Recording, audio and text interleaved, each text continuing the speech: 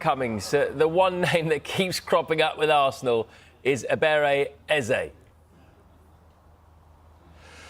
Yeah, and you wonder what... Welcome back to Transfer Talk. I think we all need an injection of energy here, don't we? So let's get to Arsenal now and speak to our reporter, Gary Cottrell, who's at the club's training ground. And he always brings the energy, don't you, Gary? Good to see you, mate.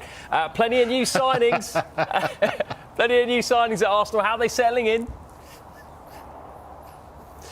It's great, actually. You talk about energy. Coming to training grounds this time of the year, the sun's out.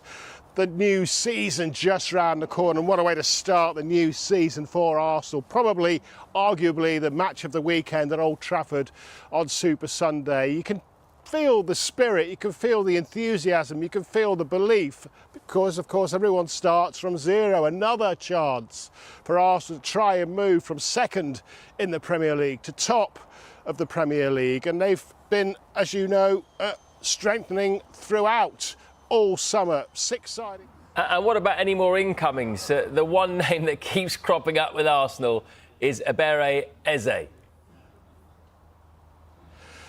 Yeah, and you wonder what the news, which I'm sure you've already mentioned from Crystal Palace, you wonder how that affects the situation, because they now know, don't they, where, in terms of European football, they'll be playing next season. They'll know the kind of squad that they're going to need to compete in the Premier League, to compete in the third of the 3 European competitions. The money coming in won't be as high, will it, as it would have been if they'd have won their appeal. The players at the club, the big name players at the club, potentially might have wanted to stay even more if it had been the Europa League rather than the Conference League. And of course, the 2 England internationals at Crystal Palace, Gueye and Eze, both potentially being sold now by Crystal Palace. Their board, didn't they?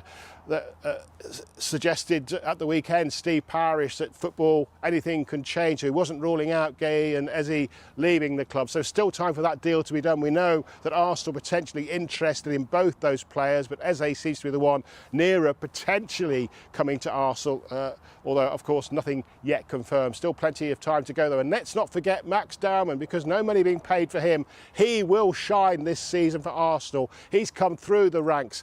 Interesting him, isn't it? Still only 15, will be 16 at the very end of the year. So because he'll be 16 before the end of the season, can play in the Premier League, can play in the Champions League. Really, really highly thought of. Already had some minutes in pre-season. But because he's still 15, can't actually train with the rest of the senior players, either here at the training ground. Well, he could train, sorry, forgive me. I mean, can't change in the changing rooms with the rest of the players that he's training with, either here at the training ground or at the stadium. It's not a big issue. They've dealt with it before, but it's interesting that that's how young he is, and yet still massively, potentially a big new signing for Arsenal this season. Yeah, it's amazing. That good, that young. Thanks very much, Gary.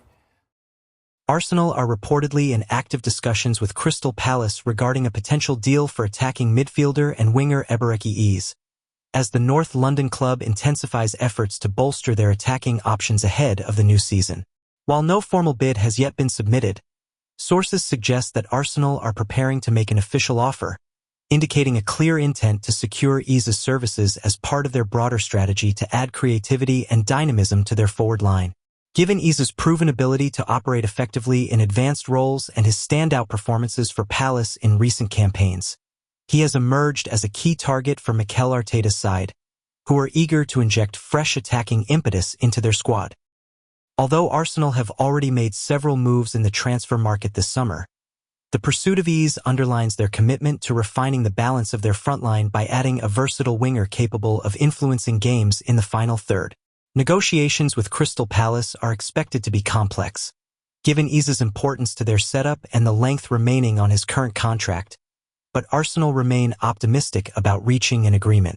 As the window progresses, the Gunners are advancing with multiple targets in mind, yet Eze continues to be a priority as the club seeks to build a squad capable of challenging on multiple fronts.